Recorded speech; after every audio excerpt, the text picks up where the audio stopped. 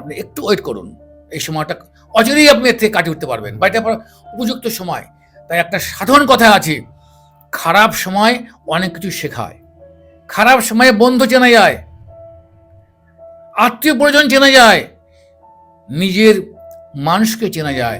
সেই নিজের মানুষটা আসল মুখ না মুখোশ। সে তো রাষ্ট্রবিজ্ঞান পড়াশোনা করেনি, পলিটিক্যাল সায়েন্স পড়াশোনা করেনি, সাধনা করেনি, ঈশ্বর তাকে আশীর্বাদ দেন, ঈশ্বর তাকে আশীর্বাদ দিয়েছে যিনি করেছেন। ঈশ্বর কিন্তু তাকেই দেবেন। আমরা মনে করলে ঈশ্বর সব পারে তা নয়, ঈশ্বরের কাছ থেকে সাধনা করে ঈশ্বরকে প্রসন্ন করতে হয়। ঈশ্বর যখন প্রসন্ন হবেন তখন তারপর আশীর্বাদ বর্তাবেন। আমি আমার মন্দির বলি ঠিকই, আমার তো নয়, মন্দিরটা সর্বসাধারণের, তাদের প্রত্যেকে অবাধিত দান নিয়ে তৈরি হয়েছে। কিন্তু ভগবান সব পারে, এই জ্যোতিষা শুনে নাও, ভগবান সব পারে না। ভগবান পারবে। এখন কোন একজন লোক রাস্তায় সবজি বেচছেন, আমি কোনো কর্মকে ছোট করছি না, আমি কোনো কর্মকে কিন্তু আমি তাচ্ছিল্য করছি না, কিন্তু আমাদের সমাজে একটা বৈষম্যবোধ, একটা ভেদাভেদ ছিল, আছে এবং থাকবে। ভালো পড়াশোনা করছি, মাধ্যমিক দিল, যেই 11-এ উঠলো আস্তে আস্তে আস্তে লেখাপড়া ডিটোরেট করছে। কেন কেন করছে? এরও কারণ আছে। এরকম হাজার হাজার, তাকে কাউন্সেলিং করতে হয়।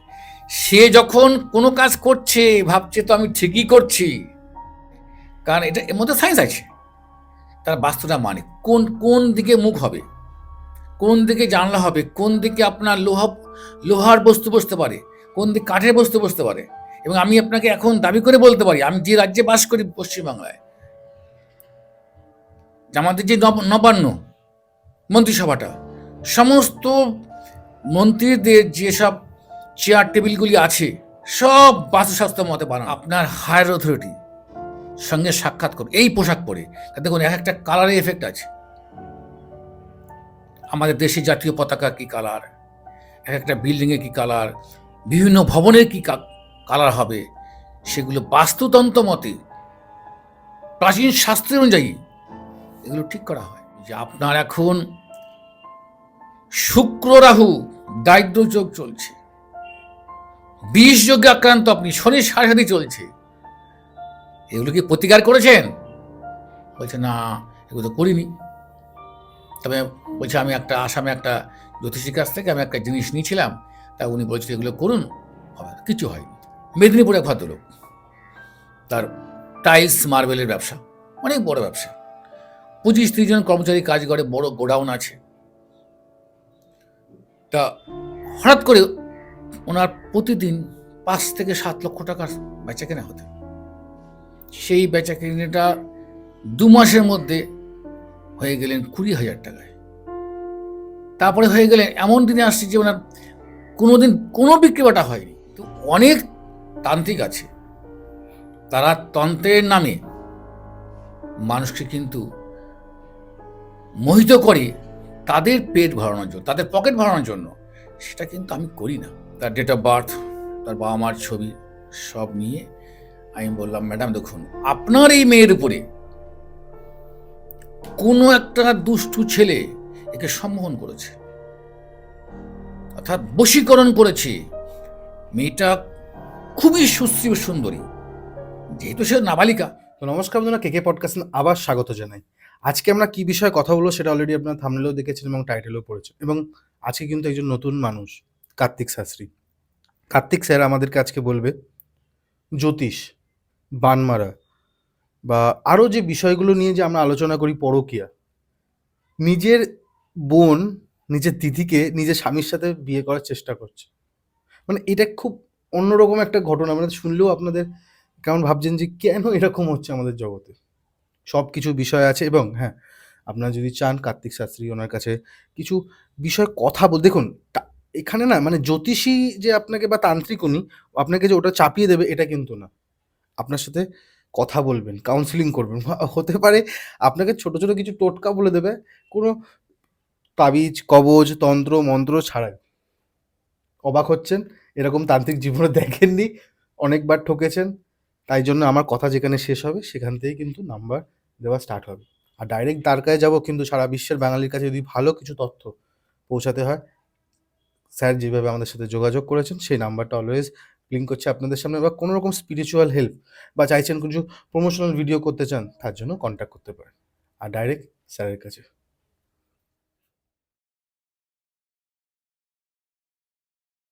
কেমন আছেন স্যার? হ্যাঁ, খুব ভালো, ভীষণ ভালো আছি। হ্যাঁ, নতুন বছরের শুরুতে হ্যাঁ। হ্যাপি নিউ ইয়ার, আপনাকে আমার Happy প্রণাম New Year. নেবেন।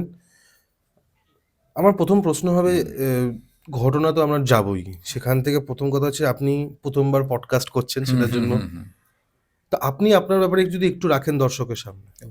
আমি তো বিভিন্ন চ্যানেলে মানে প্রোগ্রাম করেছি বা করছিও, তো ওই যে আপনাদের এই চ্যানেলটা ভীষণ ভালো লাগলো, তাই জন্য আপনাদের কাছে আমার আশা। তা আমি তো দীর্ঘ ৪৫ বছর ধরে এই অ্যাস্ট্রোলজির সঙ্গে যুক্ত আছি। বহু মানুষের সংস্পর্শে আমি গেছি, আজও রয়েছি, ঈশ্বর চাইলে হয়তো আগামীতেও থাকবো। তা আমি যে প্রধান যে কাজগুলো করি, এই তন্ত্র, বান মারা, উচাটন, বশীকরণ, সম্মোহন ও বিদ্বেষণ। দেখুন, আপনাকে যদি আমি একটা ছোট্ট ঘটনা বলি, আপনার কাছে আমার মনে হবে যেটা হয়তো নতুন, কিন্তু নতুন নয়।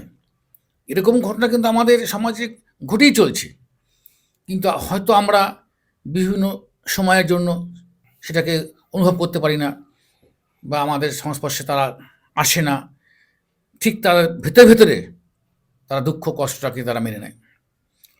যেমন আসানসোলে একটা ১২ বছরের মেয়ে, ১২ বছরের মেয়ে, সে হঠাৎ করে যে সিবিএসসি বোর্ডে পড়াশোনা করে, কি হঠাৎ করে সে পড়াশোনা আর করছে না, স্কুলে যেতে ভালো লাগছে না, যাচ্ছে না, বাবা মা তাকে বারবার চাপ দিচ্ছে।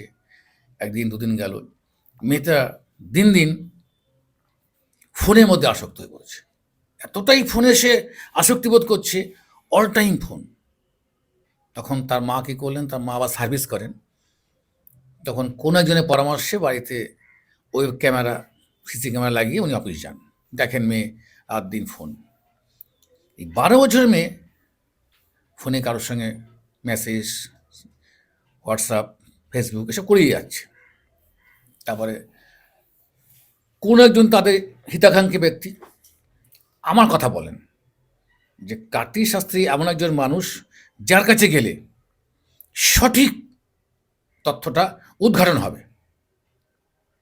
যথারীতি তারা আমার কাছে দুর্গাপুরে বেনাচিতে হোটেল রিলায়েন্সে, ওখানে এই মাসে আমি একদিন চেম্বার করি, আমার কাছে আসলো। না না, ডিস্টার্ব করতে আসিনি, কিছু কথা বলতেছি, যেটা হচ্ছে যে কেকে পডকাস্টে এসে যদি আপনারা চান কিছু ঘটনা যেটা আমাদের সারা বিশ্বের বাঙালির কাছে কিছু নতুন ইম্প্যাক্ট দিতে পারে, সেই জন্য আসতে পারেন। বা ধরুন কোনো রকম প্রমোশনাল কাজ, সেই জন্য আমাদের সাথে কন্ট্যাক্ট করতে পারেন। আপনারা দেখেছেন আমরা কীভাবে কাজ করে থাকি, নাম্বার দিয়ে দিই স্ক্রিনের মধ্যে। এটা কিন্তু একমাত্র কেকে পডকাস্টই প্রথম শুরু করে। লাস্ট হচ্ছে কোনো স্পিরিচুয়াল গাইডেন্স, বুঝতে পারছেন না যে কী করলে বা কার কাছে গেলে ভালো হতে পারে, তার জন্য কেকে পডকাস্ট এবং যে নাম্বারটা অলওয়েজ ব্লিঙ্ক করছে, কল করুন, আমরা আপনাদেরকে হেল্প করে দেবো। Thank you. ঘটনায় যাওয়া যাক।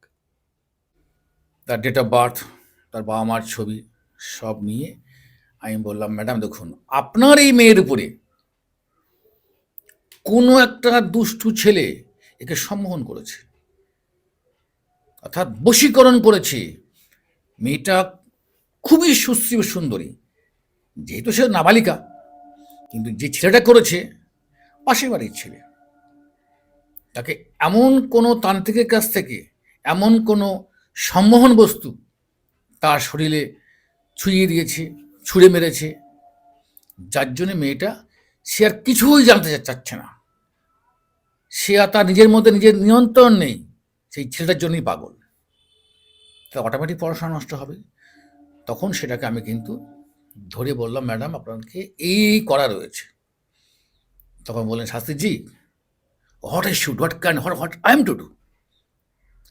আমি বললাম, রিল্যাক্স করুন, ভেঙে পড়বেন না। যখন আমার কাছে এসছেন, আপনার মেয়েকে আমি এখান থেকে বার করবই।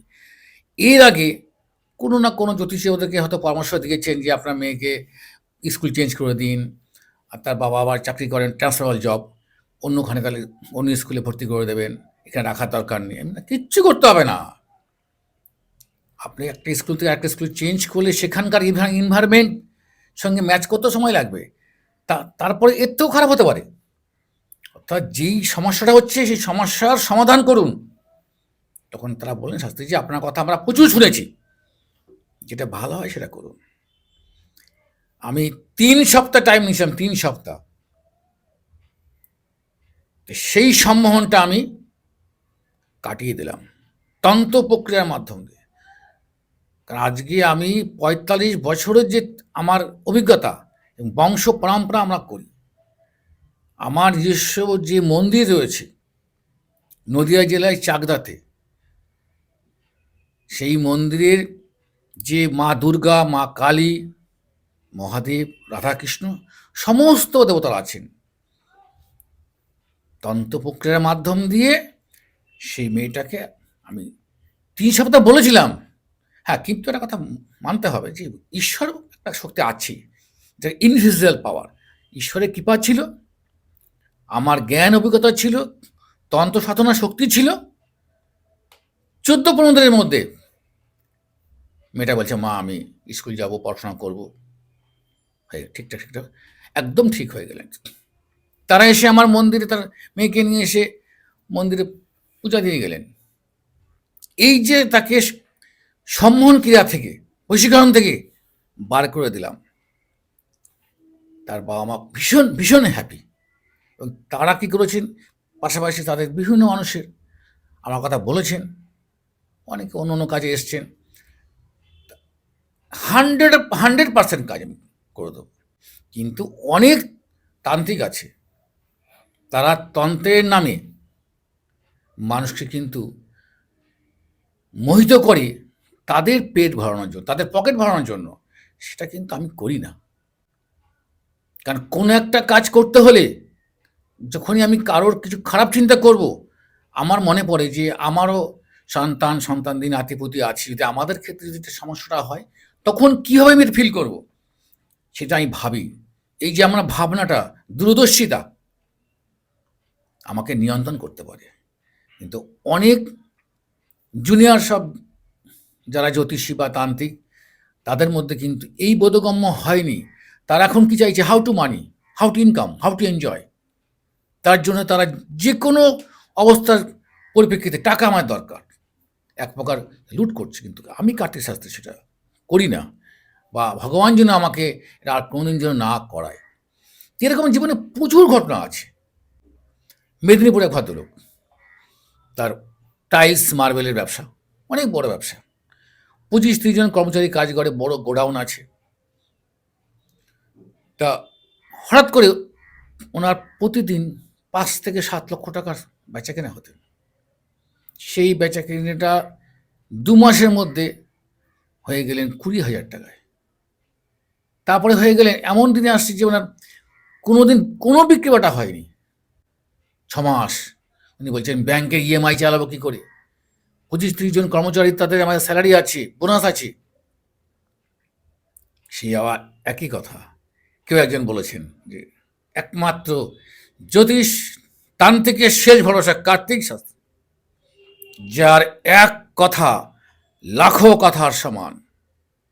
লাখ কথা বলবে, কার্তিক শাস্ত্রে একটা কথা বলবে, একটাই শেষ কথা। আসলেন, তাকে বললাম যে আপনার আপন লোক, ওনার নিজের একটা ভাই আছেন, তারও একটা মার্বেলের ব্যবসা আছে, কিন্তু একটু দূরে, কিন্তু ঈর্ষাপ্রবণ হয়ে এই সে ক্রিয়াটা করেছে, তার ব্যবসাটাকে বন্ধ করে দিয়েছে। ছোট্ট করে বলছি। উনি আসলেন, আমি বললাম আপনি আমাকে সময় দিন, মাত্র 7 দিন। তা উনি বলেন জিনিসটা আপনি কি এক্ষুনি করে দেবেন? না, এখন করা যাবে না। ওনার date of birth, horoscope chart নিয়ে বুঝিয়ে দেখলাম যে এটা কোন যোগে করতে হবে। অমাবস্যা যোগে, পূর্ণিমা যোগে, দ্বিতীয়ায়, চতুর্থী, পঞ্চমী, ষষ্ঠী, সেটা আপনার গ্রহ চার্টে নির্ভর করবে যে এটা কোন দিনটা আপনার জন্য অ্যাকসেপ্টেবল, সুটেবল, অ্যাডমিটেবল আর অ্যাগ্রিয়েবল, সেটা বুঝে করব। তা উনি সমস্ত দায়িত্ব আমার কাছে দিলেন। আমি বুঝে 5-7 দিন সময় লেগেছিল, জিনিসটা আমি কোরিয়ার মাধ্যমে পাঠিয়ে দিয়েছি। 10 দিন পরে উনি আমার কাছে সশৈলে সস্ত্রীক হাজির। আচ্ছা, যে আপনারা এটা করার পরে আমার একদিনে বিক্রি হয়ে গেল 5 লাখ টাকা। এখন আমার পার ডে আবার সে আগের থেকে বেশি 8 থেকে 10 লক্ষ টাকা ছাড়ি। এখন আমার মাল বড় বড় ফ্ল্যাটে যাচ্ছে। তাই বললাম যে আপনার ফ্ল্যাট কেন, এরপরে দেখবেন আপনি বড় বড় গভর্নমেন্ট কন্ট্রাক্টর হয়ে যাবেন আপনি। তার জন্য যা যা প্রসিডিওর সেগুলো বলে দিয়েছি। অবশ্য উনি আমার থেকে ভালো বুঝবেন। ওনাকে যে ইন্সপায়ার করলাম, উৎসাহিত করলাম যে আপনি একটা গভর্নমেন্ট কন্ট্রাক্টরের লাইসেন্স তৈরি করুন, একটা ফার্ম তৈরি করুন, তার যা যা নিয়মকানুন আছে সেগুলো করছেন, সেগুলো এখন চলছেন। এই যে মানুষের ক্ষেত্রে করে দেয়। আরও ঘটনা আছে। শিলিগুড়িতে এক ভদ্রলোক, উনি সেন্ট্রাল গভর্নমেন্টের পাওয়ার হাউসে চাকরি করেন। ওনার থাকেন আসামে, ওনার স্ত্রী থাকেন শিলিগুড়িতে, একটি মাত্র মেয়ে। তা উনি বলছেন, শাস্ত্রীজি আমি আজ 7 বছর হয়ে গেল, এখান থেকে আমার কোনো ট্রান্সফার নেই। আমি স্ত্রী মেয়ের সঙ্গে আমি মাসে একবার যোগাযোগ করি। এখানে আমি একা রান্না টান্না করে খাই, খুবই খারাপ অবস্থা এখানে। কোনো অনেক দৌড়াদৌড়ি করেছি, দিল্লি থেকে কলকাতা, আসাম, সব, কিন্তু কোনো ট্রান্সফার হচ্ছে না। অথচ আমার থেকে যারা পরে এসছে তারা ট্রান্সফার তাদের সুবিধা মতন জায়গায় করে নিচ্ছে, অথচ আমি পাচ্ছি না। আমি কি বলবো যে আপনার এখন শুক্র রাহু দারিদ্র যোগ চলছে, 20 যোগে আক্রান্ত আপনি, শনি সাড়ে চলছে। এগুলো কি প্রতিকার করেছেন? বলছে না, এগুলো তো করিনি। তবে বলছে আমি একটা আসামে একটা জ্যোতিষীর কাছ থেকে আমি একটা জিনিস নিয়েছিলাম, তা উনি বলছে এগুলো করুন, হবে না। কিছু হয়নি। ওনাকে বললাম যে 3 মাস সময় লাগবে আপনার, করে দিয়েছি। তা উনি শিলিগুড়িতে ঠিক উনি যেমন চেয়েছিল তেমন জায়গায় ওনার ট্রান্সফার হয়েছে। উনি কী করলেন, তা আমি ওনাকে যে বস্তুগুলো দিয়েছিলাম যে আপনি এটা ধারণ করে দিল্লিতে গিয়ে সেই অফিসারের সঙ্গে, যে আপনার হায়ার অথরিটি, তার সঙ্গে সাক্ষাৎ করবেন, এটা সম্মোহন। উনি আমাকে নামটা পাঠিয়েছিলেন, ছবিটা পাঠিয়েছিলেন। তারপরে যে তার যে জুনিয়র আসামে, তার কাছে যাবেন, সাক্ষাৎ করেছেন, কী ধরনের পোশাক পরে যাবেন, কোন ধরনের প্যাটার্নে উনি যাবেন, কী টেকনিকে কথা বলবেন। আমরা কথা বলি, যে বডি ল্যাঙ্গুয়েজ আছে, অনেক সময় ভালো কথা বলবো কিন্তু সেটা পরিবেশে ভালো হবে না। তার জন্য একটা বডি ল্যাঙ্গুয়েজ মানুষের আছে, অনেকটা যাকে বলে ফ্যাশন টেকনোলজি। গোয়াতে ইনস্টিটিউট আছে ফ্যাশন টেকনোলজি পড়ানোর জন্য। তা ওনাকে আমি কায়দাটা শিখিয়ে দিলাম যে আপনি এই টাইমের পরে আপনার হায়ার অথরিটি সঙ্গে সাক্ষাৎ করুন এই পোশাক পরে। দেখুন, এক একটা কালারের এফেক্ট আছে। আমাদের দেশের জাতীয় পতাকা কী কালার, এক একটা বিল্ডিংয়ের কী কালার, বিভিন্ন ভবনের কী কালার হবে, সেগুলো বাস্তুতন্ত্র মতে প্রাচীন শাস্ত্রের অনুযায়ী এগুলো ঠিক করা হয়। সেই তথ্য অনুযায়ী ওনাকে আমি পোশাক, ওনার চলার ভঙ্গি, কথা বলার ভঙ্গিমা, যাকে বলা শৈলী, ভালো বাগ্নি হলেই যে আপনি ভালো সফল পাবেন তা নয়। হয়তো ভালো কথা বলতে পারেন, ভালো আপনি কথা বলতে, ভালো বাগ্নি, ভালো শৈলী আপনার মধ্যে আছে, কিন্তু সাকসেস নেই। তার মানে আপনি কোন কার সঙ্গে কথা বলছেন, সেই মানুষের সঙ্গে আপনার ম্যাচ করছে কিনা। আমাদের মধ্যে না, আমাদের বিভিন্ন মানুষের মধ্যে একটা ইনভিজিবল পাওয়ার, অদৃশ্য একটা শক্তি আদান প্রদান হয়, যেটাকে বিজ্ঞানের ভাষায় বলা হয় অভিব্যক্তি। আমরা উদ্দীপনায় সাড়া দিই। তা কোনো ভালো যারা অ্যাস্ট্রোলজি, যাদের ভিতরে বিজ্ঞান, প্রাচীন ও আধুনিকতার মেলবন্ধন আছে, বর্তমানকে কখনোই অস্বীকার করা যাবে না, বিজ্ঞানকে কখনোই অস্বীকার করা যাবে না। আমরা প্রাচীন ও আধুনিকতার 3টে মেলবন্ধন ঘটাই। 3টে মেলবন্ধন ঘটিয়ে তার যে সমৃদ্ধ শক্তি পুঞ্জীভূত হয়, সেটাই মানুষের জন্য কার্যকারী। সেই ভদ্রলোককে যা বলে দিলাম, যা করতে বলেই করেছেন। উনি শিলিগুড়িতে এখন সুন্দর তার স্ত্রী ও মেয়ের কাছে থেকে সেখান থেকে ডেলি প্যাসেঞ্জারি করতে পারছে। বলছে আমার বাড়ির থেকে মাত্র 18 কিলোমিটার। বাহ! হ্যাঁ, এবং উনি বললেন, শাস্ত্রীজি আমি সামনে দুর্গাপুজোয় আমি কিন্তু আপনার মন্দিরের ঠাকুরটা দেবো। আমি বলি দেখুন আমার মন্দিরের ঠাকুরটা আপনি দেবেন, দিতে পারেন। যদি মনে করেন যে অন্য মন্দিরে, তাও দিতে পারেন, কারণ মা সব জায়গায় এক, মা কিন্তু সব জায়গায় এক। আর যদি মনে করেন না আপনি শুধু নির্দিষ্ট এখানেই আজ দেবেন, দেবেন, অসুবিধা কিচ্ছু নেই। আর যদি মনে করেন যে না আমি অত দূর থেকে আসতে পারছি না, তাহলে আপনি অন্য কোথাও দিয়ে দেবেন। খুব ভালো কথা বলেছেন। এরকম হাজার হাজার ঘটনা আছে। একটা জিনিস জানতে হ্যাঁ, চাইবো, এই যে 3টে আমরা ঘটনা শুনলাম, হ্যাঁ, ঠিক আছে, 3টে ঘটনার মধ্যে হ্যাঁ, প্রথম যে ঘটনা ছিল মেয়ের ব্যাপারটা, যেটা আপনি বলছিলেন, আপনার মনে হয় না বাস্তু কিছুটা ম্যাটার করে এখানে? হ্যাঁ, বাস্তু তো অবশ্যই ম্যাটার করে। বাস্তু তো অবশ্যই ম্যাটার করে, কারণ বাস্তুশাস্ত্র হচ্ছে অতি আদি প্রাচীন শাস্ত্র, এবং বর্তমান এত আধুনিক যুগও, বিশেষ করে চীন, থাইল্যান্ডে আপনি দেখবেন যখন চীনের সমস্ত লোকরা বাড়ির বাইরে চলে যায়, তারা বাড়ির যে সমস্ত আসবাবপত্র এবং খাট বিছানা সমস্তটা সাদা কাপড়ে ঢেকে রেখে যায়। কেন রেখে যায়? কারণ এটা এর মধ্যে সায়েন্স আছে। তারা বাস্তুটা মানে কোন কোন দিকে মুখ হবে, কোন দিকে জানলা হবে, কোন দিকে আপনার লোহার বস্তু বসতে পারে, কোন দিকে কাঠের বস্তু বসতে পারে। এবং আমি আপনাকে এখন দাবি করে বলতে পারি, আমি যে রাজ্যে বাস করি পশ্চিমবাংলায়, আমাদের যে নবান্ন মন্ত্রিসভাটা, সমস্ত মন্ত্রীদের যেসব চেয়ার টেবিলগুলি আছে সব বাস্তুশাস্ত্র মতে বানানো। আমি কোনো পার্টিকুলার কোনো মন্ত্রীর নাম আমি বলছি না, না না, বড় দপ্তরের মন্ত্রী, তার টেবিলটা অর্ধচন্দ্রাকৃতি, অর্ধেকে চাঁদের মতন। পুণ্যমন্ত্রীকেও তারটা রয়েছে শঙ্কের মতন, শঙ্খ টাইপের। তা কেউ অর্ধচন্দ্রাকৃতি, কেউ পূর্ণ চন্দ্রাকৃতি, কেউ শঙ্কের মতন, কারোটা ওভাল টাইপের ডিমের আকৃতি। কারণটা কি? কারণটা বাস্তু। কারণ এই যে বাস্তুটা, যিনি বাস্তুশাস্ত্র বিশেষজ্ঞ, লক্ষ্য করে দেখেছেন যে এখানে কি নেগেটিভ এনার্জি কাজ করছে, কি পজিটিভ এনার্জি কাজ করছে, তারপর এটা কোনটা সুটেবল।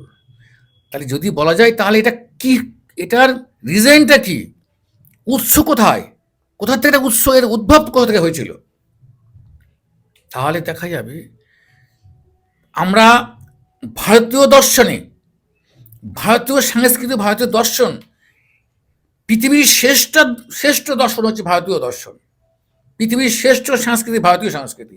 কারণ ভারতবর্ষেই পৃথিবীর সবচেয়ে বেশি সংখ্যক এবং শ্রেষ্ঠ মনীষী জন্মগ্রহণ করেছেন এই ভারতবর্ষের ভূমিতে, এবং বাংলায় বিশিষ্ট মনীষীরাও জন্মগ্রহণ করেছেন। বাংলার মাটি এত পবিত্র, বাংলার বায়ু, বাংলার জল।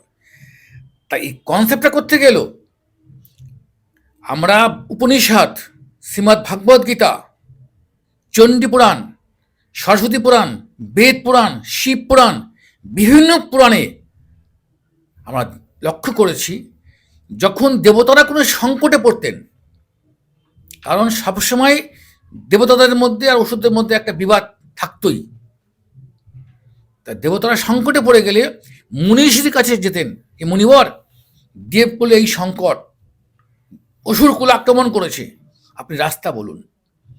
তখন মনীষীরা কি করতেন? তখন তাদের মুখনিসৃত বাণী, তারা যে ধ্যান জপ করতেন, সেটাই হচ্ছে তন্ত্র, সেটাই মন্ত্র।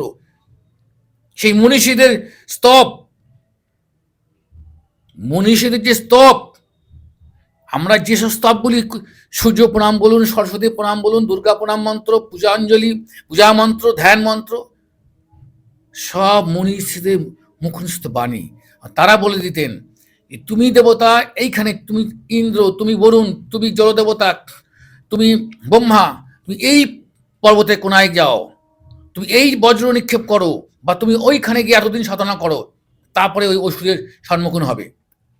কারণ অসুরের মধ্যে এই আশীর্বাদ আছে, তাকে মারতে হলে এই আশীর্বাদ তোমারও নিতে হবে, নিতে হবে। সাধারণ অস্ত্র কোনো কাজ হবে না, ব্রহ্মাস্ত্র প্রয়োগ করতে হবে, দৈব শক্তির প্রয়োজন হবে। সেই মনীষীদের চিন্তা ভাবনাটাই আধুনিক কনসেপ্ট।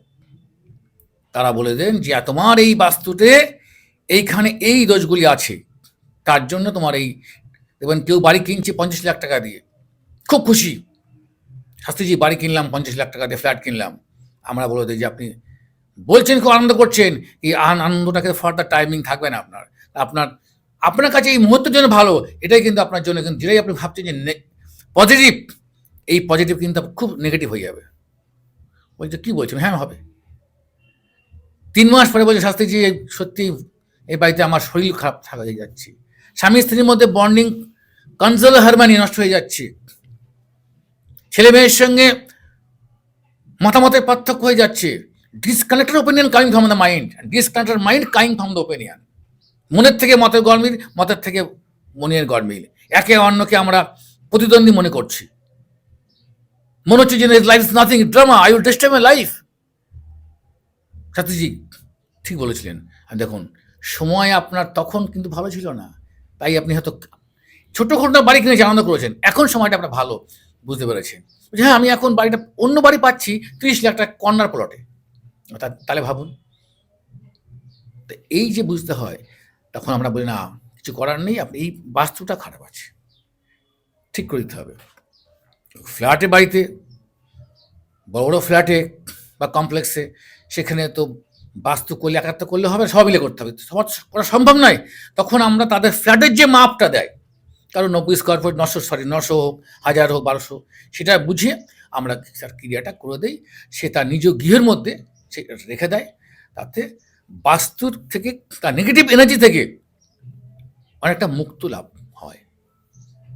তো এইরকম হাজার হাজার, আপনার ছেলে মেয়ে ভালো পড়াশোনা করছে, মাধ্যমিক দিল, যেই 11-এ উঠলো, আস্তে আস্তে আস্তে আস্তে লেখাপড়া ডিটোরেট করছে। কেন কেন করছে? এরও কারণ আছে। এরকম হাজার হাজার, তাকে কাউন্সেলিং করতে হয়। সে যখন কোনো কাজ করছে, ভাবছে তো আমি ঠিকই করছি, তার ভাবনাটা, তার চিন্তাটা তার জন্য না, তার গ্রহগুলো তাকে চালনা করছে। তখন ভালো কথা তার কানে যাবে না, সেই গ্রহগুলো যদি তাকে সাপোর্ট না করে। আপনারা এইখানেই দেখবেন, এই সমাজে দেখবেন যে কত মানুষ আছে অনেক জ্ঞানী গুণী, দেখুন টিচার, অনেক পড়াশোনা করেছেন, সে পিএইচডি করেছে, এমফিল করেছে, সব করেছে, টিউশনি করাবে, তার ছাত্র একটাও নেই। অথচ প্লেন একটা গ্র্যাজুয়েট, তার প্রচুর ছাত্র রামরামা। কেন বলুন তো? তার ভাগ্য, তার বৃহস্পতি, রবি, বুধ আর শুক্র, 4টে গ্রহ তাকে স্ট্রং ফেভার করছে, 4টে গ্রহ তাকে ফেভার করছে। সেই গ্রহের যে প্রভাব তার মধ্যে প্রতিফলিত হচ্ছে, তার এফেকশন বা অ্যাট্রাকশন, তার জন্য তার এই জায়গাগুলি সফলতা পাচ্ছে। তা আমাদের কাছে কেউ এসে বলেন শাস্ত্রীজি আমি এত লেখাপড়া শিখলাম, চাকরি আদৌ হবে কি হবে না, আমরা বুঝে বলে দেবো হবে কি হবে না। হ্যাঁ, তবে এটা মনে রাখবেন, সর্বক্ষেত্রেই যে আমরা বলে দেবো যে তোমার সব করে দেবো, এটা আমি বলি না। যেমন বিভিন্ন ডক্টরের কাছে গেলে ডক্টররা, একটা ডক্টর কী করে আরেকটা ডক্টরের কাছে রেফার করেন, কারণ দেখেন যে এইটা তার ম্যাটার নয়। আপনি দেখালেন ইউরোলজি, বলে যে এটা ইউরোলজি নয়, এটা লাগবে নেফ্রোলজি, বা এটা নিউরো, এটা কার্ডিওলজি, রেফার করে। কিন্তু কোনো জ্যোতিষ কিন্তু কারোর কাছে রেফার করে না, আমি করি। হ্যাঁ, তবে আমি কিন্তু কোনো জ্যোতিষীর কাছে রেফার করি না, আমি কোনো ডক্টরের কাছে রেফার করি। কত ক্যান্সার পেশেন্টের অভিভাবক বা তাদের বাড়ির হিতাকাঙ্ক্ষী মানুষ আমার কাছে শাস্ত্রীজি আমার বাবা মায়ের এই হয়েছে, আপনি কিছু করুন। এত লোক আপনার কাছে আসে, আপনার কাছে এলি নেই কাজ পায়। আমি বলছি আপনি শুনেছেন, ঠিকই শুনেছেন, কিন্তু আপনি পুরো বিষয়টা কিন্তু গভীরে যাননি। বলে সে কেমন কথা হলো? হ্যাঁ, কথা এটাই, আমি সব করে দিই, কিন্তু এই যে আপনার ক্যান্সার ছাড়িয়ে দেবো, আপনার কিডনির প্রবলেম, কিডনির জালকগুলো, নেফ্রনগুলো শুকিয়ে গেছে, আমি ঠিক করে দেবো, ভোকাল কর্ডে অপারেশন করতে আমি ঠিক করে দেবো, আপনার প্যানক্রাইটিস হয়ে ঠিক করে দেবো, আপনার ইএনটি ডিফেক্ট হয়েছে আমি ঠিক করে দেবো, আপনার ব্রেনের সেন্ট্রাল নার্ভাস সিস্টেমের সাথে কোনো সমস্যা দেখা দিয়েছে আমি ঠিক করে দেবো, আপনার হাড় ক্ষয়ে গেছে আমি যে হাড়ের জয়েন্ট করে দেবো। এটা আমি কোনোদিন করিনি, এটা মেডিকেলের ব্যাপার। হ্যাঁ, আমি কি করেছি, আপনাকে হয়তো বা ওনাদেরকে হয়তো আমি ভালো কোনো সুচিকিৎসকের পরামর্শ দিয়ে দিয়েছি, ভারতবর্ষে হোক বা পৃথিবীতে হোক, তার ইকোনমিক্যাল ক্যাপাসিটি নির্ভর করে, যে আপনি পারবেন এখন যেতে ব্যাঙ্গালোরে, পারবেন কি আপনি ভেলোর যেতে, পারবেন কি আপনি মালয়েশিয়া যেতে, দুবাইতে যেতে, বা ভালো ডক্টর তাকে আমরা রেফার করে দিয়েছি। হ্যাঁ, আর আমার দীর্ঘ ৪৫ বছরের মধ্যে দিয়ে আমার হাতে অন্তত ৫০০ ডক্টর যারা আজকে সুপ্রতিষ্ঠিত। এখন এই ২০২৬ সালে অন্তত ১.৫ থেকে ২,০০০ ছেলে মেয়ে আছে যারা পরীক্ষায় নিটে বসবে, আর কদিন পরে পরীক্ষা বসবে। গত বছরে অন্তত ১২০০ ছেলে মেয়ে ছিল আমার পরীক্ষা দিয়েছে, তার থেকে অন্তত ১৮-২০ জন তারা কোয়ালিফাই হয়েছে, ভর্তি হয়েছে, তার আগে ভর্তি হয়েছে। এবং অলরেডি সারা ভারতবর্ষে প্রচুর ডক্টর আছে। আমি যখন ব্যাঙ্গালোর বা দিল্লি বা যাই, রাস্তাঘাটে আরে জেঠু, আরে তুমি কে? জেঠু আমি অমুক, আমি এই তোমার কাছে যেতাম, বাবা নিয়ে যেত, আমি তো ডক্টর, আমি এখানে আছি, এই ইন্দ্রপ্রস্থ হসপিটালে আছি, বা অ্যাপোলোতে আছি, কলম্বেশিয়াতে আছি, ফোর্টিসে আছি, এআইজিতে আছি, চলো আমার বাংলো আছে, চলো। আমি তো না, আমার তো হবে না। তা আমি হয়তো কী করি, তার ফোন নাম্বার নিলাম, এরকম প্রচুর ডক্টরের কাছে আমি বলে দেই যে দেখো ভাই, এটা আমার একটা পেশেন্ট আছে, এরকম যাচ্ছি, তুমি দেখে দিও। তারা গেছেন, তাদের 7 দিন বা 8 দিনের নার্সিংহোমে থাকার যে তাদের যে ভিজিট, যে ডক্টর ফিস ১০,০০০ ২০,০০০ টাকা, তারা নার্সিংহোমে বলে দিয়েছেন যে এটা আমার ফিসটা লাগবে না, নেবো না, কেটে দেবো। তারা বিল করে মাইনাস করে দিয়েছে, ডক্টর ফিসটা লেস করে দিয়েছে। কেন? জেঠুর পেশেন্ট, তার বাবা মাকে বলে, বাবা জেঠু আমার একটা পেশেন্ট পাঠিয়েছি, আমি এই করি। তারা বাবা হাসতে, খুব খুশি হলাম যে আপনি একদিন আমার ছেলে মেয়ে যেই করেছেন, আজকে যে আপনার একটা লোককে আমার ছেলে কি করতে পারলো, এটা আমি তো আমার লোক না, আপনাদের মতো মানুষও।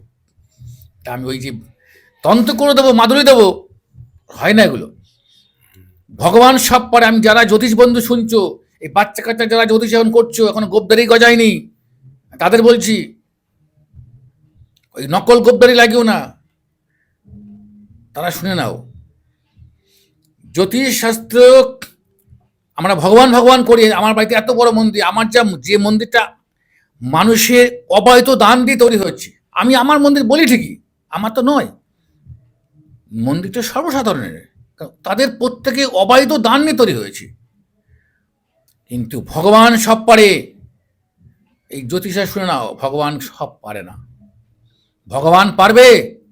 এখন কোনো একজন লোক রাস্তায় সবজি বেচছেন, আমি কোনো কর্মকে ছোট করছি না, আমি কোনো কর্মকে কিন্তু আমি তাচ্ছিল্য করছি না, কিন্তু আমাদের সমাজে একটা বৈষম্যবোধ, একটা ভেদাভেদ ছিল, আছে এবং থাকবে।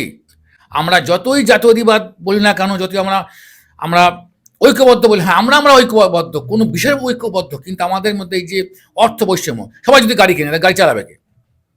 সবাই যদি আলু বেচে, আলু কিনবে কে? থাকতে হবে বৈষম্যবোধ। আজকে ভগবান পারবে, যে লোকটা ওখানে আলু বেচছে, যে লোকটা তেল বেচছে, যে লোকটা আজকে অটো চালাচ্ছে, তাকে এক্ষুনি কোনো বড় হসপিটালে গিয়ে, এই ভাই ডাক্তার, তুমি কোনো দেখালো নিউরো সার্জেন অপারেশন করছে ব্রেনের, এই তুমি সরো, ভগবান আমাকে পাঠিয়েছে, আমি অপারেশন করবো, পারবে? ভগবানের ক্ষমতা নেই করার।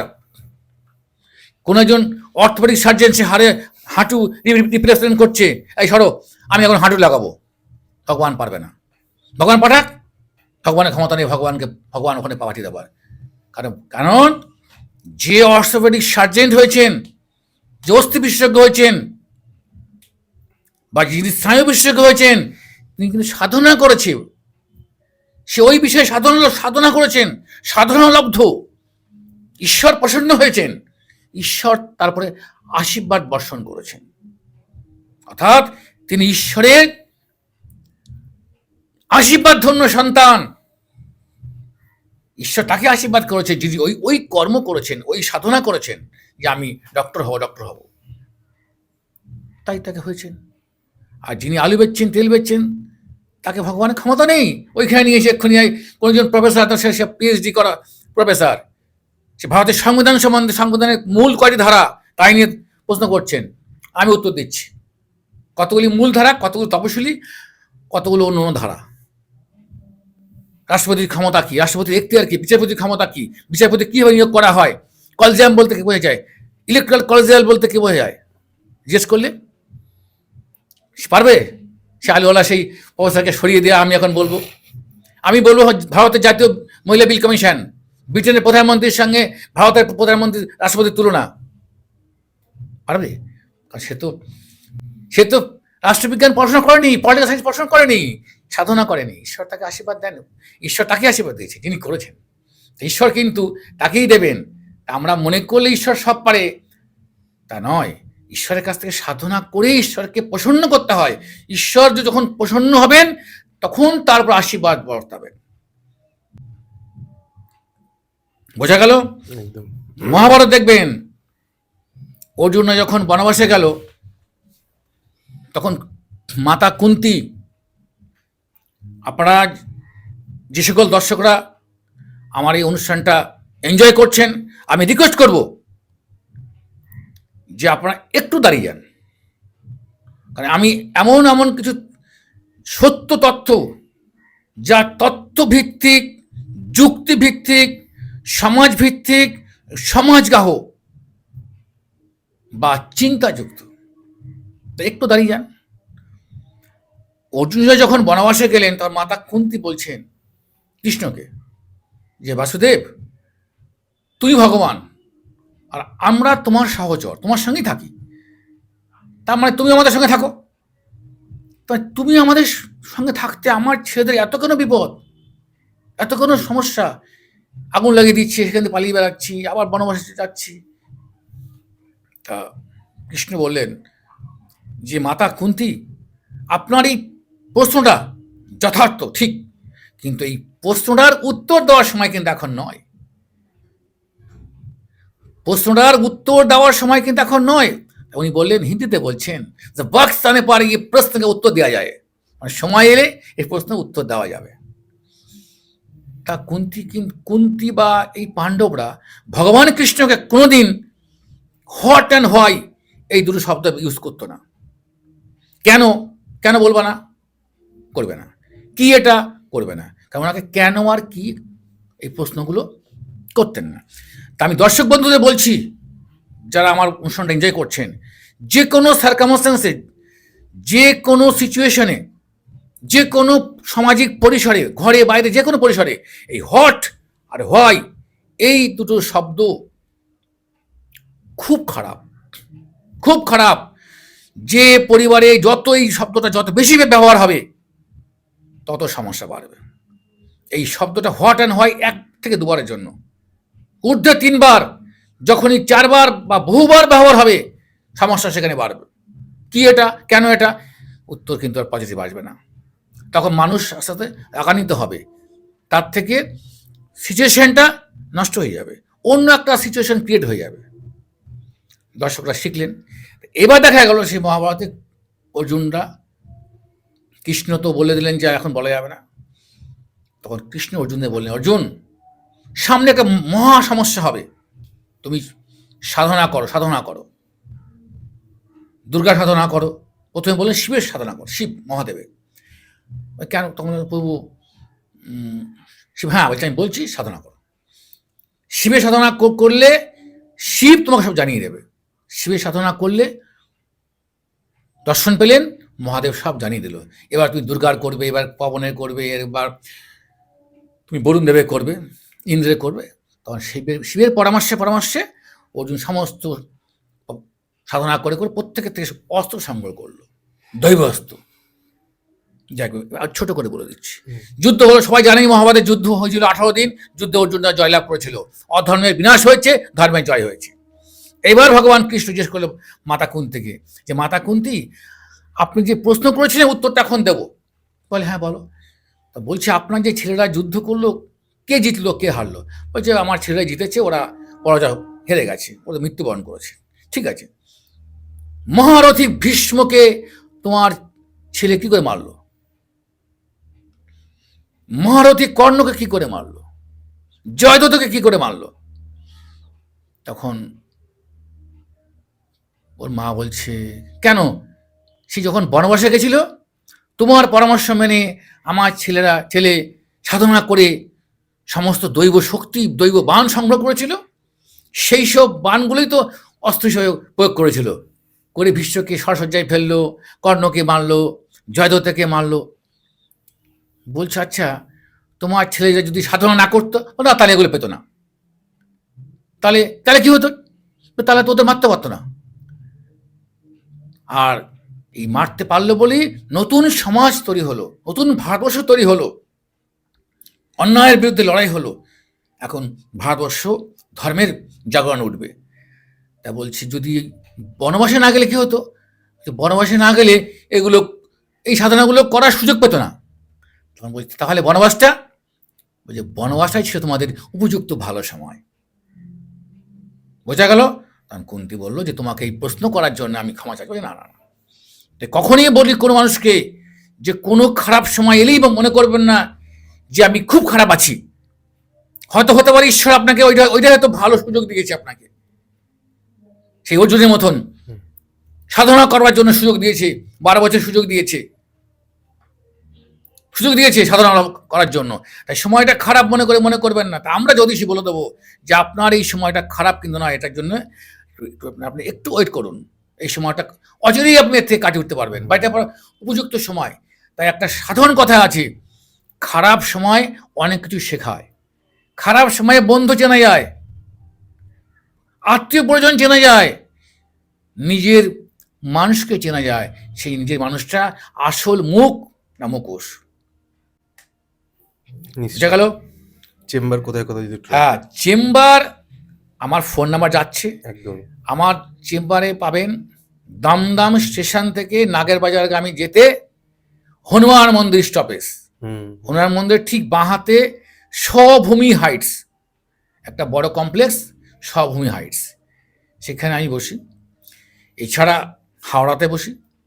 আর আমার চাকদা, নদিয়া জেলায় চাকদা অবস্থিত। চাকদা স্টেশনে নেবে, অটো স্ট্যান্ডে যে কোনো কারোকে বললেই হবে যে কার্তিক শাস্ত্রীর মন্দির, অটো আপনার মন্দিরে গেটে নামিয়ে দেবে।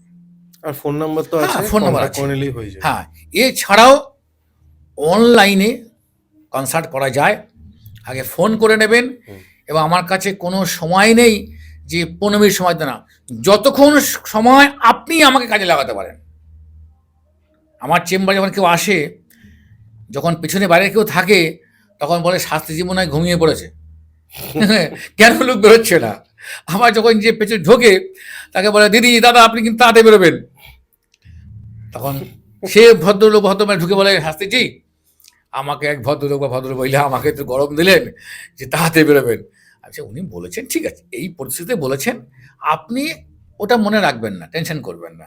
আপনি আমার কাছে এসেছেন, আপনি মন খুলে বসুন, দেখবো তো আমি, আপনার টেনশন করতে হবে না। বসুন আপনি 15 মিনিট 20 মিনিট, যতক্ষণ আপনার মনে চায় সমস্ত কথা খুলে বলুন। বাইরে যেদিন বলছেন রাগান্বিত হচ্ছে, যদি উনি যখন রাগান্বিত হচ্ছেন, তো আবার উনি যখন আসবে সব রাগ এখানে এসে ঠান্ডা হয়ে যাবে। আবার উনিও এসে ওনাকে ওই অনেক সময় তখন ভাববেন যে না, উনি নিজেই ভাববেন না, আমি হয়তো আমার 2 ঘন্টা সময় নষ্ট হয়েছে, জীবন থেকে 2 ঘন্টা সময় হারিয়েছি। কিন্তু কার্তিক শাস্ত্রীর কাছে এসে 2000 ঘন্টা লাভ করে নিয়ে গেলাম। কি বললাম? আমার কাছে পৌঁছাতে গেলে একটা দিন আপনার মূল্যবান জীবন থেকে নষ্ট হয়ে যাবে, তার বিনিময়ে কিন্তু 1000 না 10,000 দিন আপনার জীবনে কিন্তু যোগ হবে। একটা সূত্র আমি দেখিয়ে দেবো আপনাকে। অনেক ছেলেমেয়েরা পড়াশোনা করে, মাধ্যমিক পরীক্ষা সামনে আসছে, পরীক্ষা দেবে না। আমি শুধু বলি অ লিখতে পারিস? বলে পারি। নিজের নাম থেকে আমরা বাড়ি লিখতে পারি। ঠিক আছে, আপনার ছেলেকে নিয়ে আসবেন চেম্বারের পরে বিকেলবেলা, কোনো বই পুস্তক লাগবে না, শুধু মুখে মুখে বলে দেবো তাকে। Physics, chemistry, biology, history, Bengali মুখে মুখে বলে দেবো, দাদা আমার ছেলে এই বিএ 2nd সেমিস্টার বা 3rd সেমিস্টার বলছে দেবে না, প্রিপারেশন নেই, ওর ফিলোসফিতে প্রিপারেশন নেই, হিস্ট্রিতে প্রিপারেশন নেই। আমি ঠিক আছে, স্যার তো নোট দিয়েছে, বলে ও নোট ফোট নেয় যায় না, ঠিক আছে, ওকে শুধু খালি হাতে নিয়ে আসবেন বিকাল 4টের পরে, মুখে মুখে বলে দেবো। অন্তত 30-35টা ও নাম্বারটা পর্যন্ত 5টা করে যাবে, মুখে মুখে বলে দেবো। হ্যাঁ, যখন বলবো ও জন্য শুনবে, আর শোনার জন্য আমার একটা কায়দা আছে, যাতে ও শোনে। এটা এক ধরনের বশীকরণ আমাদের কাছে, হিপনোটাইজম করা। আমার কথা করে শুনবে। যেমন বাচ্চাদের যেমন খেলাধুলা দিয়ে করে শেখাতে হয়, এমনকি বড় বড় নার্সিংহোমে দেখবেন যেখানে বাচ্চারা থাকে সেই ওয়ার্ডে ছোটো ছোটো গাড়ি, খেলনা, বেলুন সব থাকে। কেন? বাচ্চাদের খেলাধুলা করার জন্য। তা আমাদের কাছে যখন যারা বড়রা আসেন, যারা হয়তো 16 বছর ছেলে, 18 বছর ছেলে বা মেয়ে আসেন, তারা কেন ডিপ্রেটেড হয়ে যাচ্ছে, কেন ডিপ্রেশনে গেল, কেন অ্যাংজাইটি, কেন ফ্রাস্ট্রেশন? তার মধ্যে কেউ তন্ত্র করলো, কেউ বান মূল। এখন তো এই মানে প্রেম প্রীতি তো নয়, ইলিগাল রিলেশন। তার জন্য যত এই সব অশুভ তান্ত্রিকরা খালি বান বান বলতে সম্মোহনের তাবিজ দেয়, সম্মোহন করে এটা গায়ে লাগিয়ে দাও, এটা খাইয়ে দাও, ছুঁয়ে দাও, কাজ হবে। হয়ও কিছু। এটা ভালো।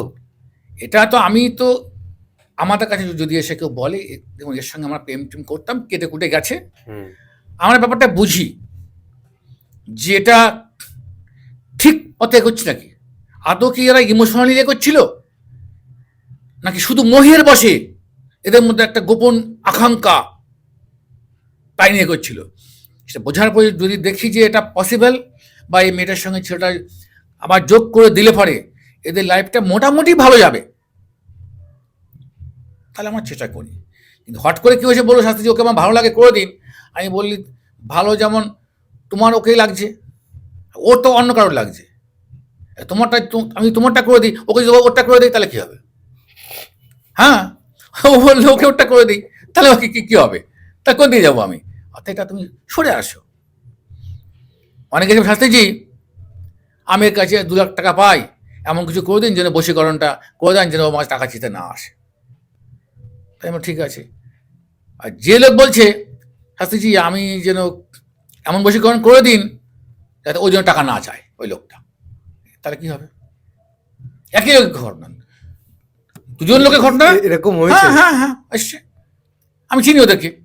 হয়তো দেখা গেল ওরা আত্মীয়তা ছিল, হ্যাঁ আত্মীয়তা ছিল, রিটায়ার করেছে, রিটায়ার করার পরে বলো যে বাইরে ব্যাংকে গেলে পরে 7% 8% সুদ দেবে, আমি আপনাকে মান্থলি দেবো 1 লাখ 2,000 টাকা। তাকে 10 লাখ টাকা দিয়েছি, 20,000 টাকা সুদ পাবে বলে, এবার বলছে আর দিচ্ছে না শাস্ত্রীজি, আপনি বশীকরণ করে দেন।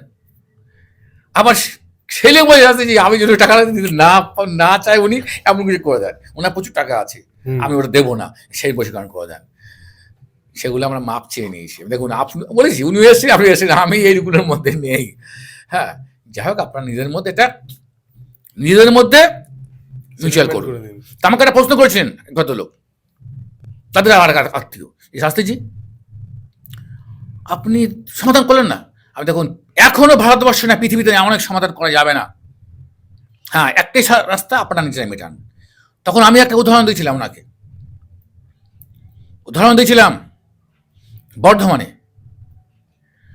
বর্ধমানে এক ভদ্রলোকের 2 মেয়ে 1 ছেলে। ছেলেটা বড়, তার ঘরে আবার মেয়ে আছে, তাই ছেলেটা স্ট্রোক হয়ে সেরেব্রাল অ্যাটাকে 38 বছর বয়সে মারা যায়। মারা গেলে তখন তার বাবা মা, যেহেতু ছেলে বউ তো নাতনি আছে, সম্পত্তি পাবে, ওনার বাড়িটা উনি কী করেছেন, বৌমাকে দেবে না বলে 2 মেয়েকে লিখে দিয়েছে।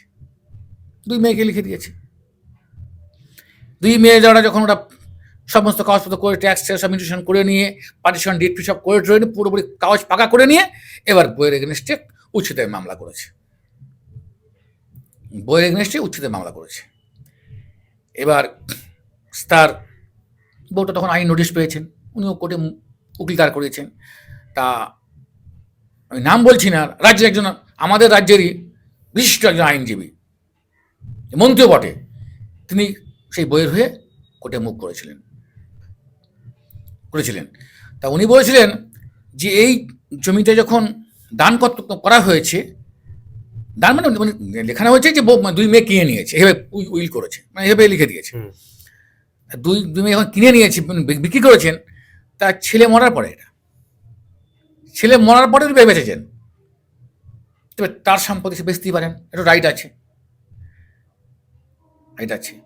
বউ বলছে যে তাহলে আমার স্বামী মরাকালীন উনি বেচলেন না, উনি রীতিমতন বেঁচে থাকাকালীন বেচলেন না, উনি ওরা প্রত্যেকে ওয়েল এস্টাবলিশড, ইকোনমিক্যালি ওদের সাপোর্ট ভালো শক্ত, ইকোনমিক্যাল সাউন্ড আছে, তাহলে আমাকে উচ্ছেদ কারণেই এটা করা হয়েছে।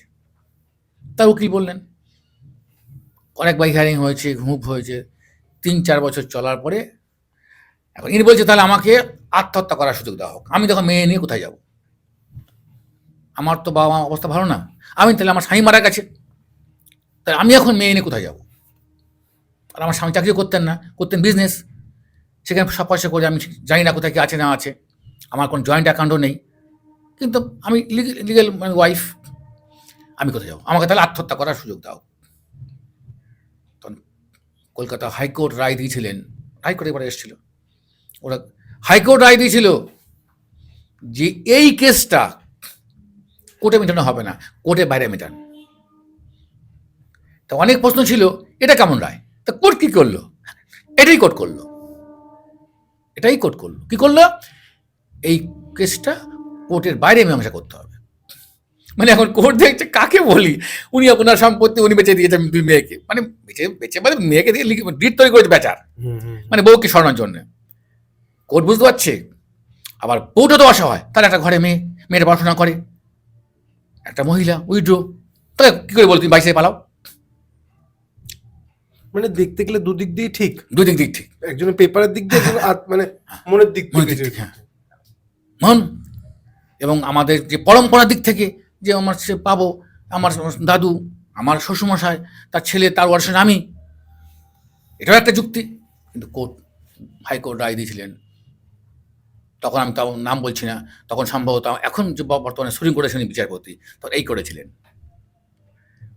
এই কেসটা মেটাতে হবে আউট অফ কোর্ট। তখন লাস্টে কী করেছিলেন, আর 2 বছর পরে সেটা নিজেদের মধ্যে বসে মীমাংসা করে পার্টির লোকজন ধরে ধরে বৌমাকে কিছু টাকা পয়সা দিয়ে ওনাকে বাইক থেকে সরিয়ে দেয়।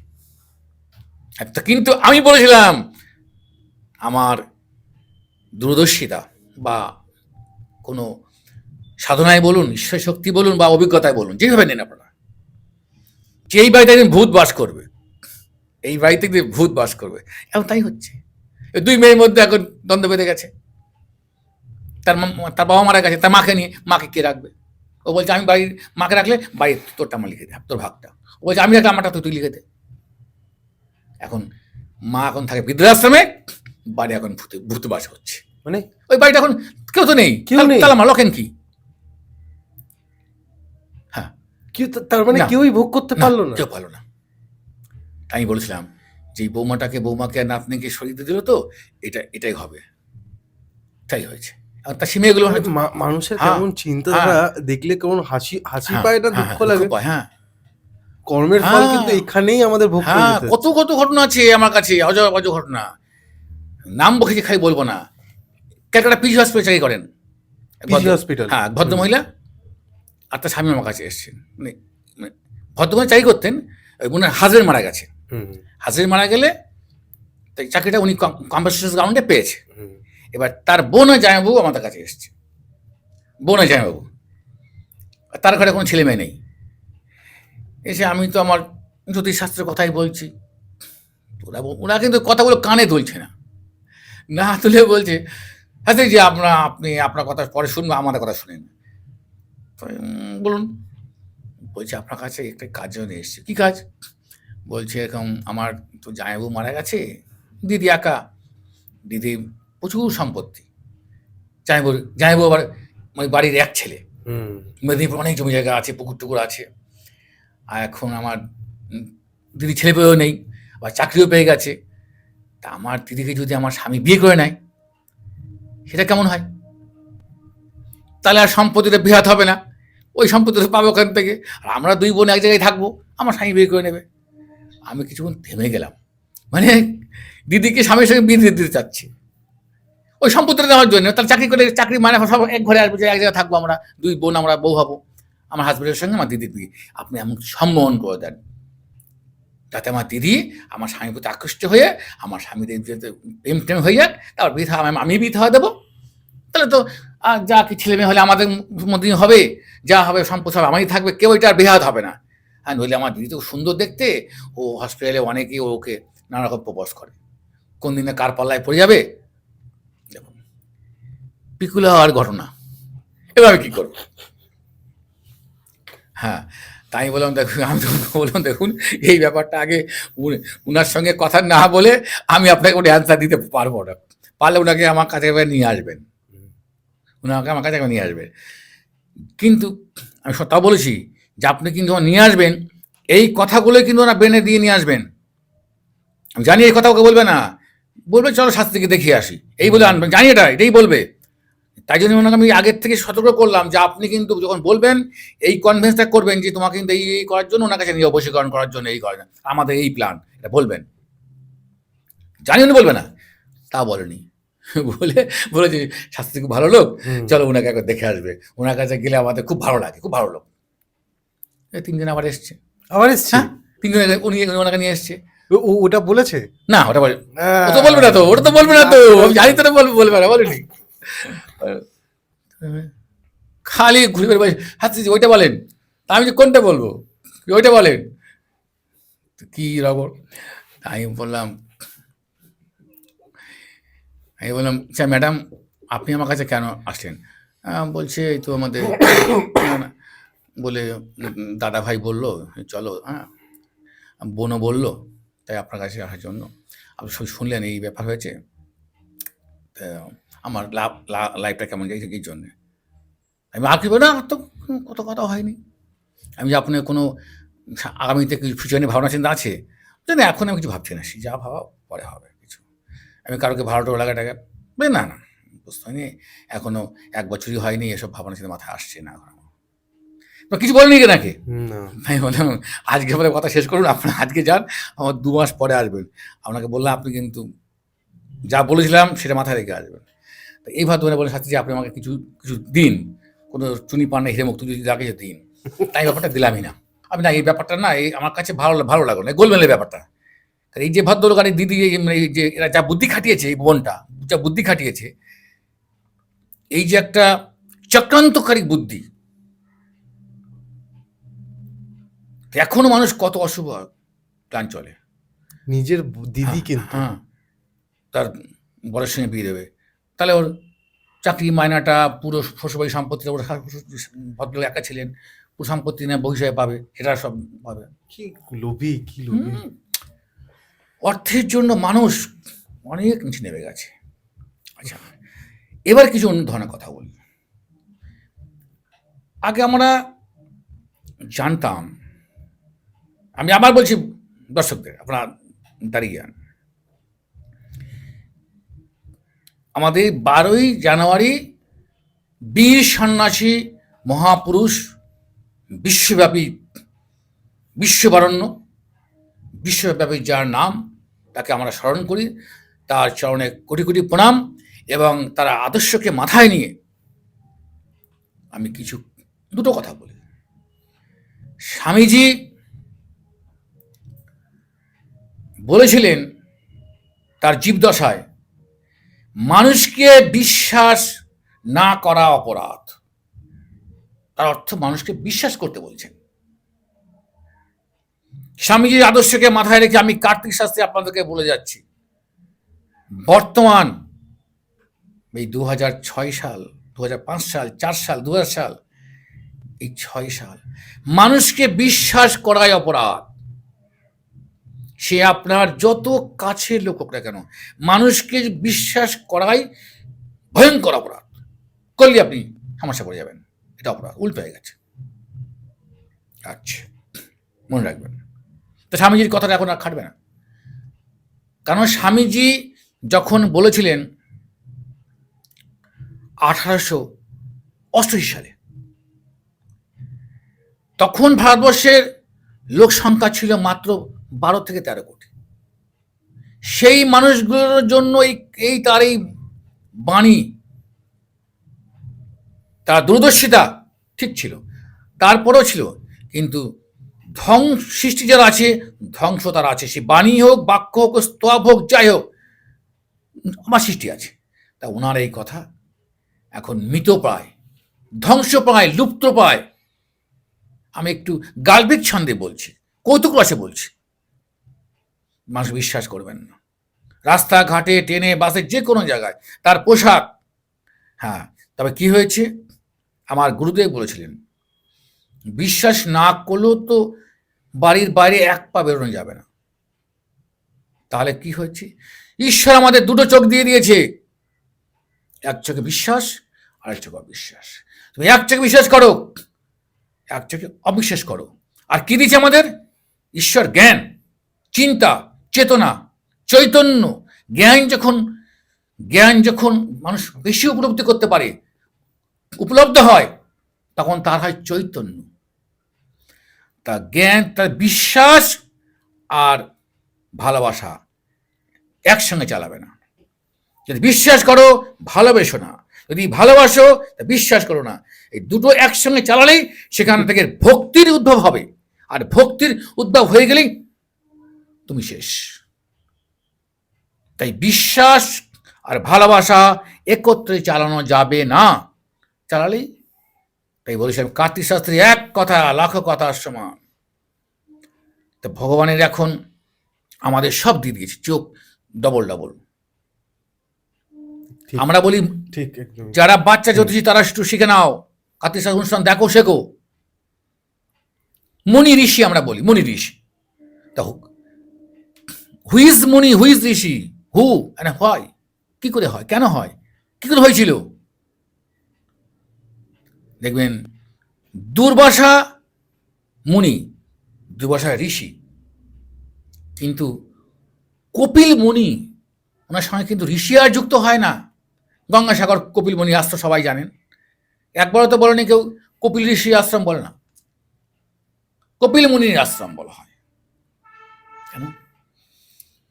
মানুষ বা যে কোনো ঐশ্বরিক শক্তি সম্পন্ন ব্যক্তিরা তারা ধ্যানলাব্ধ হন, সেখান থেকে তারা চৈতন্য লাভ করেন, উপাসনার মাধ্যম দিয়ে চৈতন্য লাভ করে। তারপরে যে আশীর্বাদ ধন্য হলে তখন সে মুনি হন, মানে স্কুলে একটা হেডমাস্টার হন। তারপর যখন কলেজের প্রিন্সিপাল হবেন তখন তাকে আরও পড়াশোনা করতে হবে, আরও বড় লেখাপড়া জানতে হবে, তখন সে ঋষিতে কনভার্ট হবে। তা উনি যে মুনি, সেই হেডমাস্টারই থেমে যায়। আর যে ঋষি হয়েছেন তিনি কলেজের প্রিন্সিপাল, কারণ আরও সাধনা করেছেন। তা ঋষি, তাই দুর্বাসা ঋষি, মুনি বলা যায়, মুনি তো ছিলেন, তাতে কনভার্ট হয়ে গেছেন, আরও আরও সাধনা করেছেন, একটা করে উঠেছেন তিনি, উঠেছেন। Thank you sir, thank you. আবার কেউ দেখা গেল আমাদের এখনো কেউ মানে এগুলো বলে না, মানে এইভাবে আমরা কিন্তু এইভাবে জানবি জিনিসগুলো আমরা আলোচনা হয়ও না। আমার তো দীর্ঘদিনের অভিজ্ঞতা, আর আমি তো মানুষের সঙ্গে খোলামেলা মিশি, সেই জন্য আমার কাছে যারা আসেন, আমাকে যে আমি আমার নিজের পরিবারে বলি যে তোরা আমাকে বাবা বলিস, দাদু বলিস, কাকা বলিস, যেটা বলিস, আমার হাজারটা রাস্তায় পেলে কতজনের আমি জেঠু, কতজনের কাকু। আমি আমাকে এই স্যার বলতে বা অন্য কিছু বললে আমার খুব অসুবিধা বোধ করি। আমি নিজের মনে করো, নিজের মানুষ বললে না, মনে করলে তার সাথে খোলামেলা বলা যায়। কত ঘটনা বলবো। ডাক্তার আর বলে শুনুন, ডাক্তার দেখাতে গেছি কোনো মহিলা, এবার জায়গা বলে দিচ্ছি, কাঁচরাপাড়া। ডাক্তার দেখাতে গিয়ে সেই মহিলা একা একা সেলফ সাইড ডাক্তারের প্রেমে পড়ে গেছে। এসে আমাকে বলছে, শাস্ত্রীজি আমি ডাক্তারকে ভালোবেসে ফেলেছি, কিছু করে দেন। তা আমি মাঝে মাঝে ডাক্তারকে ফোন করি, নাম্বার আছে আপনার কাছে, রোগ নিয়ে। ডাক্তার দেখায় তো রোগ নিয়ে ফোন করে, উনি ফোন করে। তা আমার হাজবেন্ড বলে, ফোন করছে কেন? আমার একটু ব্যথা করছে, এ কথা করছে। বলে তার জন্য। উনি বিবাহিত? হ্যাঁ, বিবাহিত, 2 মেয়ে আছে, আবার 2 মেয়ে আবার ইঞ্জিনিয়ারিং করছে।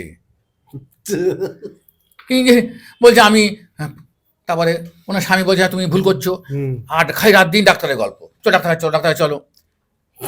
তারপরে বউটা নাকি পরে স্বামীর কাছে ক্ষমা টমা চেয়েছে, আমি আর ফোন করবো না, তারা স্বামীটা মোটামুটি বুঝে ফেলেছে, কিন্তু ডাক্তার জানে না, কিছু জানে না, কি হচ্ছে না, উনি একাই করে। তারপরে লাস্টে উনি আমার কাছে এসছেন, শাস্ত্রী যে এই ব্যাপার, আমি না ডাক্তারকে ভুলতে পারছি না। আমি ডাক্তারটা কোনোদিন ফোন করেছি, বলছে না, উনি আমার কোনোদিন ফোন করেনি, যা ফোন আমিই করি, অকারণে ফোন করি। উনি বলে ফোনটা রেখে দাও। বলে আমার কি হয়েছে, আমি ডাক্তার কাছে থাকতে পারছি না, আর স্বামীকে দেখে খুব ঘৃণা করছে। তা ওনার স্বামীকে কি বলেছে, তোমার জ্যোতিষীকে ওই ডাক্তার তন্ত্র করেছে। আমি বললাম অসম্ভব, ডাক্তার তন্ত্র করেনি, ডাক্তারের সময় নেই ওই তান্ত্রিকের কাছে কি লাইন দিয়ে দাঁড়িয়ে ওই তন্ত্র করা সময় নেই। আপনার ওনাকে বললাম যে এই বউটা আমাদের না ব্রেনের ভিতরে যে আমাদের যে সেন্ট্রাল নার্ভাল সিস্টেম আছে, বিভিন্ন যে আমাদের নার্ভগুলো আছে, লিম্বক সিস্টেম বা ফ্রন্টাল লোব, আর দেহের মধ্যে আমাদের অ্যাড্রেনালিন হরমোন খাওয়ানো হয়। এই হরমোন খাওয়ানোর তারতম্যয় কি হয়েছে, যখন ও ডাক্তারের রূপ সৌন্দর্য বা আভিজাত্য বা তার পার্সোনালিটি যে কোনো একটা জিনিস তার কি বা তার মধ্যে ওই উদ্দীপনাটা ব্রেনে স্টোর হয়ে গেছে। ব্রেনে আমাদের পেছন দিকে আমাদের স্টোর হয় যা কিছু চিন্তা ভাবনা স্টোর হয়ে গেছে, স্টোর হয়ে গেছে, কিন্তু ওটা এমনভাবে স্টোর হয়ে গেছে ওটা আর মোটে ডিলিট হচ্ছে না। তাই রাত দিন উনি শয়ন স্বপ্ন হয়ে চিন্তাই করে যাচ্ছে, আর নিজেকে কন্ট্রোল করতে পারছে না। তখন ফোন করে একটু আওয়াজ শুনি যেন খুশি, তার গলা যে শব্দটা শুনুন বলছে বউটা যে আমি ওনার একটু আওয়াজ শুনবো, তাই ফোন করি, একটু গলা হ্যাঁ বলুন, এই যে শুনবো আওয়াজটা অতি খুশি। এটা এক ধরনের কিপ্টোম্যানিয়া, ইংলিশে বলে kleptomania, hormonal disorder, not mental disorder. Mental disorder হলে কিন্তু অন্যরকম হতো, এটা হচ্ছে ইন্টেলেকচুয়াল ডিসঅর্ডার, ফিজিক্যালি ডিসঅর্ডার। তাই তখন ঠিক হয়ে যাবে, ঠিক হয়ে যাবে।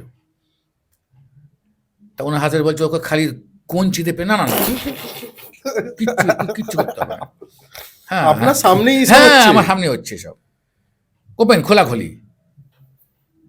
বলে কিচ্ছু করতে হবে না, ওনার কোনো দোষ নেই, তার সঙ্গে পবিত্র অপবিত্র কিছুই ঘটনা ঘটেনি, না কিছুই ঘটেনি।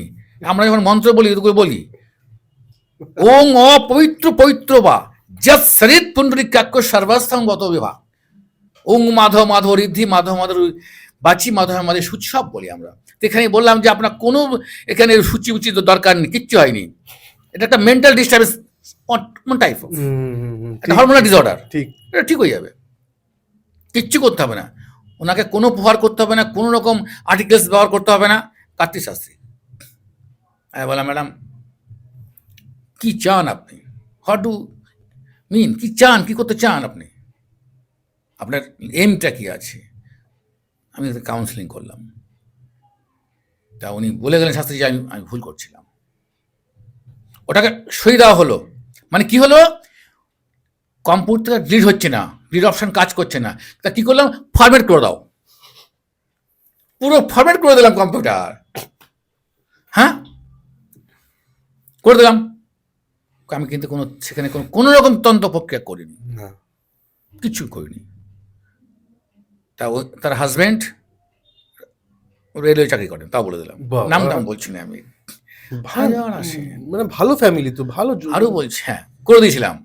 আবার সেই হসপিটালের কথা এসে গেল, আরজি করে পিজি ডক্টর, ভদ্রমহিলা ডক্টর, গাইনোফিসিয়াটিস্ট, তার বাবা হচ্ছে এখন বর্তমান এই কদিন আমার এসছে বন্দে ভারতের ড্রাইভার, তার মানে কি সে রাইটার কাছাকাছি নৈহাটি বাড়ি। শাস্ত্রীজি আমার মাত্র চাকরি আছে 1 বছর, শেষ জীবনে এত দুঃখ, কি দুঃখ, আমার মেয়ে ডক্টর, এই নাম বললেন, ওই হসপিটালেরই কন্ট্রাকচুয়ালি চাকরি করে, তাও ভিন্ন ইজাম, আমি ইজামটা বললাম না, ভিন্ন ইজাম, আমরা একটা ইজাম মাথা করে আরেকটা ইজাম, বিবাহিত, তার 2 সন্তান। হ্যাঁ আমার মেয়ে তার সঙ্গে সম্পর্ক, তারা বলছে বিয়ে করবে, বুঝতে পারেন কোথায় সমাজ চলে গেছে। তার মেয়ের ছবি দেখালো, বলছে আমার মেয়ে বলছে তাকে বিয়ে করবে, 2 সন্তান, তা অন্য ধর্মের, আর আমার একটা মাত্র মেয়ে ডক্টর বানিয়েছি, আমি একটা বড় চাকরি করি, রিটায়ার করবো কদিন পরে। আমি ভাবুন কি করবো, এর থেকে দুঃখ কোথায় ফেলবো, আছে।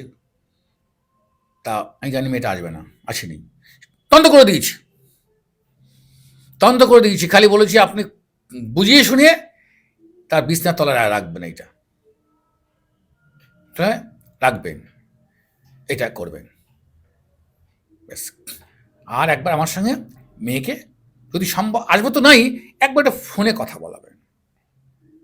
তা ডক্টর ম্যাডাম আমাকে মা বাবা বলাতে খুব বলে সে ফোন করবে না, তারপর আস্তে আস্তে হ্যাঁ বলুন, হ্যাঁ স্যার বলুন, আস্তে আস্তে। তারপরে যখন কার্তিক শাস্ত্রীর মহিমায় আমি এসে গেলাম, তখন আর ওনার কথার ভলিউম বাড়তে শুরু করলো, দরজা খুলতে শুরু করলো, উনি বলতে শুরু করলো, আস্তে আস্তে আস্তে আস্তে সব ওপেন করে নিলাম। তখন বললাম যে তুমি যে করছো নিজেকে জিজ্ঞেস করো, আমি বলবো না, কিছু কেউ বলবো না, তোমার রাইট তোমার কাছে, নিজেকে তুমি ঠিক করো, am I right or not? পৃথিবীতে আর কিছু নেই, অন্য কিছু নেই। তোমার পজিশনটা আছে, তোমার প্রোফাইলটা একবার দেখো। আমি কাউন্সিলিং করলাম 1.5 ঘন্টা। তা আমাকে শুধু বলেছিল ঠিক আছে আমি ভেবে দেখবো, তাও কিন্তু রাইট হ্যাঁ না বলেনি, ভেবে দেখবো। তা আমি যখন বলেছি ভেবে দেখবো মানে এটা হোক, চান্স আছে। আর তন্ত্রক্রিয়া দিয়েছিলাম, ওর ভাবনাটা পজিটিভ দিকে চলে গেল। বাহ, অনেক অনেক ঘটনার সঙ্গে থ্যাংক ইউ। বহু ঘটনা। আজকের পডকাস্টটা সত্যি প্রথম হ্যাঁ, পডকাস্ট মনে হলো না, জীবনের ঘটনা শুনে। মনে হলো মানে পুরোটাই আড্ডা হয়েছে। এবং হ্যাঁ, আমি দীর্ঘায়িত করবো না, মানে অনেক কথা হয়েছে হ্যাঁ। আমাদের, আরো ভবিষ্যতে পডকাস্ট আসবে। আর নাম্বার তো স্যার চলছে, হ্যাঁ, আপনার হ্যাঁ। নাম্বার চলছে, ফোন করে লোকেরা করে নেবে। আর থ্যাংক ইউ আপনাদের থাকার জন্য, থ্যাংক ইউ আপনাকেও যে এত সুন্দর। আর একটু বলে নেই, হ্যাঁ হ্যাঁ, কিছু বলতে চান বলুন। যারা মানুষরা দেখছেন তাদের বলি, হুম প্রত্যেকে কিন্তু বাড়িতে স্ত্রী পুত্র কন্যা সন্তান আছে। হুম তা আমার ভাষাগুলো যদি, আমার ভাষাটাকে অনুধাবন করতে হলে একটু খোলা মনে মানুষ হতে হবে, আর একটু শিক্ষামুখী মানুষ হতে হবে। যারা শিক্ষা অনুরাগী তারা অনুষ্ঠানটা দেখুন, দেখবেন হয়তো সমুদ্রের মধ্যে নুড়ি কুড়োচ্ছেন, একটা দানা বালির কণা হলেও পেতে পারেন কার্তিক শাস্ত্রীর কাছ থেকে, যদি অনুষ্ঠানটা আপনি এনজয় করতে পারেন। তবে যারা লেখাপড়া একটু কম জানেন, যারা সহজ মনে মানুষ নন মনে করেন, তা তো দেখেন না, দেখবেন না, শিক্ষা অনুরাগী মানুষ দেখবেন। এবার শুনুন তাহলে কি হবে। ভাষা দিয়ে কথা বলছি, দায়িত্ব আর কর্তব্য। তাহলে এই শব্দগুলো কেন হয়েছে? দায়িত্ব আর কর্তব্য। শুনুন, সংসারের মধ্যে দিয়ে পিতা মাতা ভাই বোন সন্তান, যা কিনা দায় ও দায়িত্ব, যেখানে কোনো মান সম্মান নেই, যেখানে কোনো দুঃখ নেই, যেখানে কোনো অপমান নেই, যা আপনি এড়িয়ে যেতে পারেন না। তাই আজও কিন্তু অনেক মা তার সন্তানকে কিনে দেয়, সন্তানও তার বাবাকে কিনে দিয়েছে। তার ছোট্ট একটা প্রমাণ দেখুন, প্রাক্তন রেল মিনিস্টার লালু প্রসাদ যাদব, তার মেয়ে নিশা তার কিনে দান দিয়েছেন বাবাকে, লালুকে, তো সন্তান দিচ্ছে। এই জায়গায় কোনো দুঃখ নেই, কোনো অভিমান নেই, কোনো তেজ নেই, কোনো অভিমান নেই। এটা দায় ও দায়িত্ব, যা আপনি এড়াতে পারেন না। কিন্তু কর্তব্যটা কি? এই মামার কাকা জ্যাঠার পিসির ছেলে আমাকে তোমাকে বোনের বিয়ে হয়, সেটা কিন্তু কর্তব্যের মধ্যে পড়ে। আপনি যেতেও পারেন, নাও যেতে পারেন। হ্যাঁ, যদি আপনি মানসিকতা থাকে, সেই জায়গাটায় কন্ট্রিবিউট করার মতো ক্ষমতা থাকে, পার্টিসিপেট করার ক্ষমতা থাকে, করবেন। কিন্তু আজকে আপনার নিজের বাবা, নিজের মা, নিজের স্ত্রী, সন্তান, পুত্র, কন্যা করতেই হবে যেহেতু না প্রকার। দায়িত্ব এইখানে, আর কর্তব্য কিন্তু পাশেরগুলো। সমস্ত যে সকল আমার প্রিয় দর্শকরা, শিক্ষা অনুরাগী যারা মানুষ, যারা আমাকে কার্তিক শাস্ত্রী হিসাবে যারা আমাকে তৈরি করেছেন, আমি কার্তিক শাস্ত্রী নই, আপনারাই আমাকে কার্তিক শাস্ত্রী হিসাবে মর্যাদা দিয়েছেন, বানিয়েছে। আমি আপনাদের প্রতি দায়বদ্ধতা, যে আমি কিছু কি পেয়েছি জানি না, আমি আপনাদের কি দিচ্ছি তা জানি না, কিন্তু আপনারা যে আমাকে অনেক দিয়েছেন, অনেক দিয়েছেন, তার জন্য আপনাদের প্রতি আমার আন্তরিক ভালোবাসা, শুভেচ্ছা ও আমার বিনম্র প্রণাম। Thank you sir, thank you. আর আপনাদেরকেও বলবো যে নাম্বার চলছে, ওনার সাথে কন্ট্যাক্ট করে নেবেন আপনারা। আর আমি আপনাদের হোস্ট কৌশিক সেন, আজকে আমাদের সাথে প্রথমবার যুক্ত হয়েছেন কার্তিক স্যার, কার্তিক শাস্ত্রী। আর ক্যামেরার পেছনে অ্যাজ ইউজুয়াল কিংশুক সেন। নমস্কার। নমস্কার।